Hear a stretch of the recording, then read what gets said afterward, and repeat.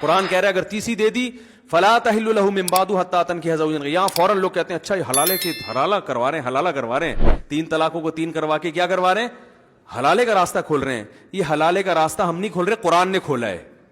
قرآن نے کہا اگر تیسری طلاق مرد نے دے دی ہے تو عورت پہلے شوہر کے پاس نہیں آ سکتی جب تک کہ وہ کسی اور مرد سے نکاح نہ کر لے، اور پھر وہ اس کو اگر طلاق دیتا ہے تو فلا جناح علیہما، پھر کوئی گناہ نہیں ہے پرانے میاں میں اور اس عورت میں کہ وہ دوبارہ نکاح کر لیں۔ تو قرآن کے الفاظ ہیں، میں سمجھا پا رہا ہوں اپنی بات؟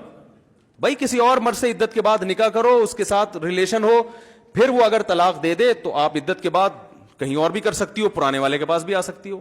ہاں حدیث میں حلالے پر لعنت ہے، قرآن میں حلالے کی اجازت ہے، تو دونوں میں تطبیق ایسے ہوگی بھائی حدیث میں جو حلالہ ہے وہ اور ہے، قرآن والا حلالہ اور ہے۔